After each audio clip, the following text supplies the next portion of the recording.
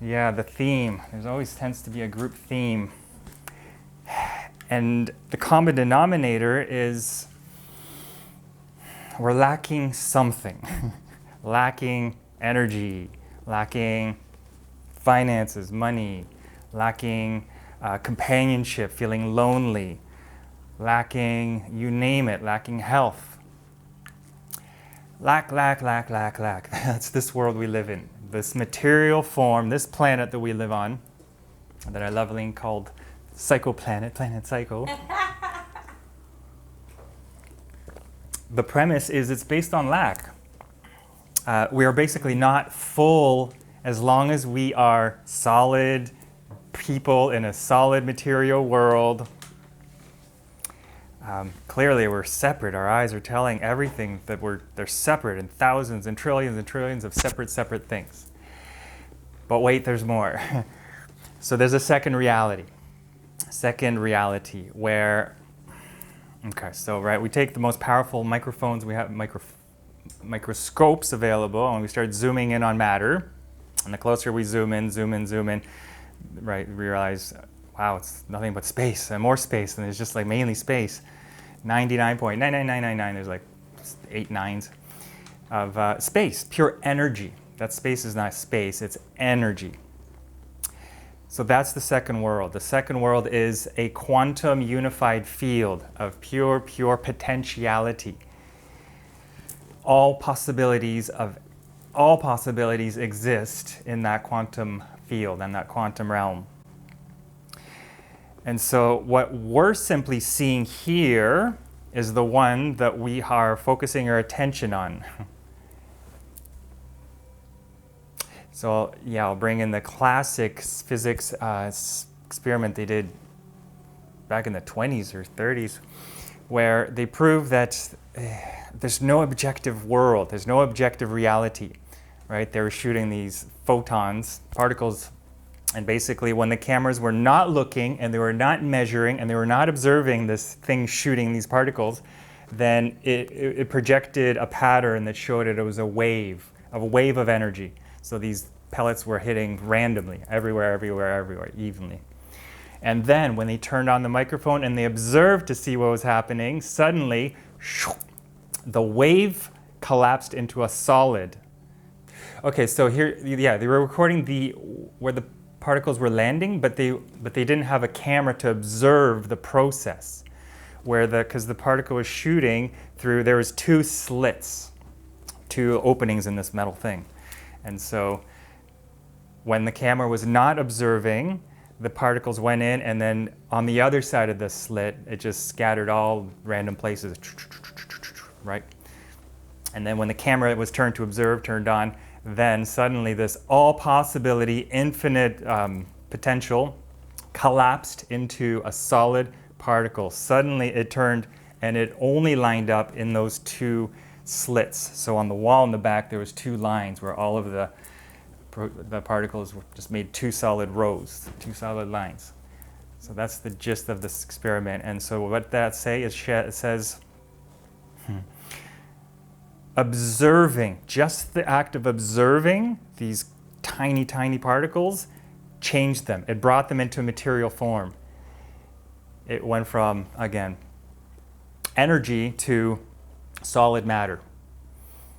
So this is where I'm making the distinction. There's a solid material world. This is all we know. We're separate bodies, and as long as we only identify ourselves as, I'm only Mark, I'm only Julie, and I'm only this body, and I only have this whole history that I know myself, this solid, then you're missing the entire deeper nature of our energetic source, right? So at the core, we're actually that wave that is everywhere. All potentiality. We are pure energy. We are pure energy. We are pure energy. That's the second world, which is actually the first. The prime reality, the prime world is that quantum realm, pure energy. That's what scientists call it. And then so we bring in the mystics and spiritualists, and well, we call it now spirit. We call it God. It's the field where we're all one. We're all one, right? So when we talk about we're all one, at the material level, What does that mean, right? But this is where we have to use our imagination at first. This is like times like this, and just imagine for a moment, we're all one again. What does that mean? Think energetically. There's a field of pure energy everywhere, and then out of that field is arising this body, this computer, this table, and everything's kind of projecting out of that field, hovering as if it's a solid, independent object, but it's not. It has a source. It's coming from that quantum field where everything is. Okay. Is that followable enough? That's what Greg Braden was talking about, yeah. All of them are. Anybody who ever taught anything. This is the same universal substratum, whether 5,000 years ago a mystic realized we are all one in this energy, or, the scientists are telling us now, even more recently, in more recent times, a growing number of scientists are saying, yes, it's factual that there's some kind of a coding in the material realm that it's like a simulation. So they don't know anything about it. They can't explain who put it there, what caused it, what's holding it in place, but this is a simulation, right? It's like an illusion we're living in. It's very real, because this is, again, we're just all we know our whole lifetime. We just practiced feeling the form, seeing the form, smelling the form, using the 5 senses. But we have to go beyond the 5 senses. And so beyond the 5 senses, touching into that energy is what we actually really are. What we are. So we can't truly, really know who we are until we connect with that energy. And so that energy, well, when you feel that energy, it feels kind of like in the meditation, it feels calmer, it feels peaceful. If you sink into it deep enough, it feels expansive and light and joyful and all that love. So that's now approaching to what we actually are. That's a far stretch from these separate physical bodies that feel lack and always struggling with lacking energy, lacking money, lacking health, lacking this, lacking, hey, welcome, lacking time, lacking depeche, right? So within that energetic quantum field, there is no lack. There's no lack. It's all fulfilling. The field is always outputting and expanding and extending and extending and extending. It's giving. So when we start to learn about now, when you give love and sharing, then you actually get more, because that's the nature of the universe. We're giving and giving. That's the quantum field substratum. It never ends. Never ends. Never ends. Does it? Yeah.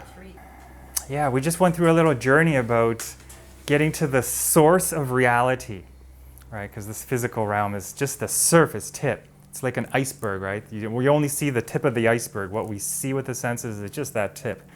Deep underneath, it's energetic. It's like a web. It's like a network.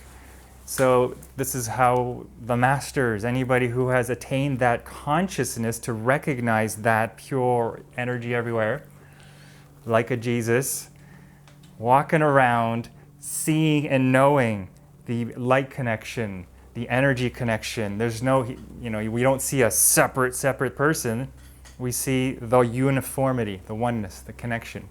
So it's not, this is why when you hurt somebody, they're yourself, right? We're all in that same soup. It's like a soup. That's another quantum soup we all are. So whatever you put into the soup, you think you're attacking, projecting, but you're part of that soup. You're hurting yourself. This only incentivizes us to be kind and helpful to others, because, again, you're helping your one self, that one being we all are. Yeah, so back to, right, we're going to share in a moment now how you're doing, but, right, I started off, everybody's got their version of lack. We're missing time, missing money, missing, but when we tune into that wholesome, fulfilling, the field, God, that's spirit and energy, and we feel it, and we feel it, and we breathe into it. That's the supply of infinite supply. That is our supply. So at first it's a feeling. It feels good, it feels good. But you keep going deeper and you tap into, well, here's where the magic and the flow of life happens. From there, you now tap into that energy. So the energy is connected to everything. If you need abundance, you tap into that peace, and then you finish your meditation and suddenly, oh, look, somebody has something they want to give you. Like the synchronicities start happening. Suddenly you get a job opportunities. But it happens because we shifted our awareness from I'm separate, miserable, lacking, to I shifted to, oh, I actually feel full, I feel connected, I feel expansive. That's the source of infinite supply, infinite supply. And so if I need company or love, there it is. I don't have to leave my seat. I don't have to go to the bar. Right? So you can get a sense now, when we fill ourselves up, we feel full and complete, and then we start getting more abundance. Everything flows out of that. We become less needy, less anything like that. Codependency, that falls away. Abusive situations and relationships, well, you don't need whatever the heck's going on in that relationship because you're already feeling content on your own, in yourself. So, right, from lack in this world to in the real world where we are feeling that light and connection and uniformity, we are abundant and wholesome. There's no lack. That's a great summary of our spiritual awakening. We're all on the journey somewhere. Sooner or later, we crash, we get burnout, until we finally say, right, there's got to be another way. I'm done. I'm sick of being sick. And so this opens up the motivation to want to look to different solutions. Other solutions than in the physical world. Because all we do is we look for solutions in the physical world. I need more energy. Well, I'm going to take a physical thing. Here's an energy drink. I need whatever I think I need. It's all form we're working with. But does it ever actually fully saturate your neediness? Does it really fulfill you and make you stable and truly happy? Well, it can't, because it's a temporary, finite form. Forms come and they go. This is the perishable realm. So we just got to get clear on, stop seeking for happiness in the world. The next, anything we reach for, it's something in the world, and you can do it, but it's not going to resolve permanently. Yeah, we just need to access that infinite source of our supply. Infinite supply. So the infinite supply, it never runs out. Yeah. Again, another word for that is when we become one with God. Right? It's a nice line we memorize, and you can go around, I am one with God. What does that mean? That deeper sense, what I'm trying to explain. Okay.